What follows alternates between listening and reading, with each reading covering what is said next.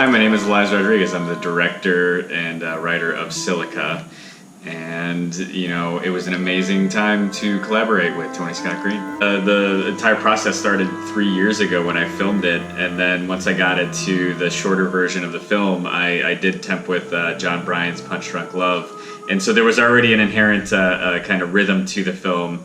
And, you know, I hit it off with Tony just discussing John Bryan's work. And so then I loved the process of him creating this palette of like maybe 10 sound clips that all were just starting points for the eventual score that he was going to create. From the get-go, it started to open my mind to, oh, this is amazing, because I remember hearing this, and as I pointed out before, I was like, oh, this is cool, but yeah, I don't think it's gonna work. I know, it was so funny, and that became a thing. Right, it became, you know, and towards the end when we were finding the voice for the phone points of view characters. Yeah. One, I thought you were way out there. How do you make it weirder? and that was directly from you. But again, it like still opened up the mind of you know, what if we did go that way? There was kind of a revelation about how personal this was. Yes. And that's when a certain musical sound came to light, and we're like, that's the thing. Yes. So this reverse loop became... This immediately made it feel like, yeah, you next level, made it its own unique. It felt like I was being blown away by like my new favorite movie.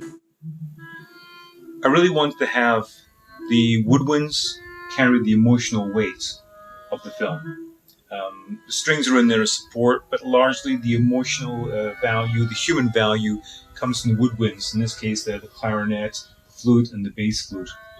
And later on, the bassoon. And also you get that little cheap organ in there, which is just a great counterpoint to everything else.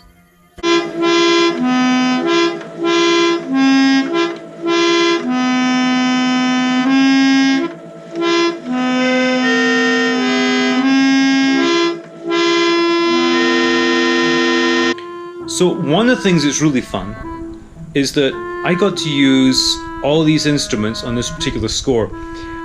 This is just the island of misfit toys of musical instruments.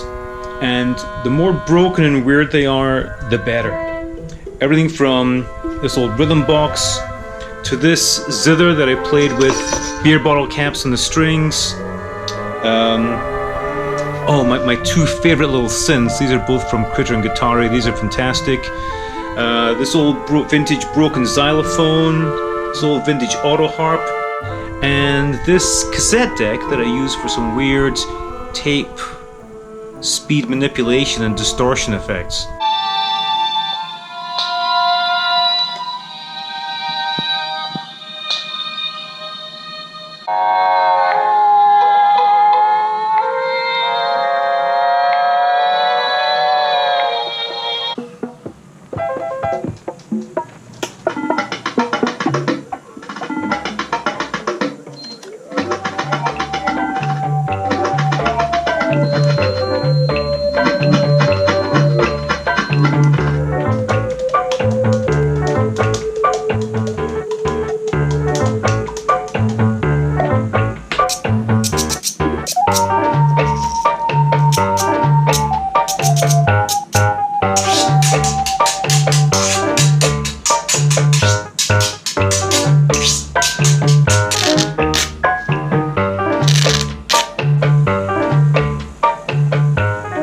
We took a long time on this. Yeah, definitely. I was really flattered when you said that, you know, at the end of the process, looking at the final product, that it actually does represent you so well, because I was afraid early on that I was getting too married to temp tracks, but then it became a thing where it was like our piece in the middle, and then I'm so glad it became something that you took ownership, you know, at the end. It's pretty much my film at this point. It's no longer your story.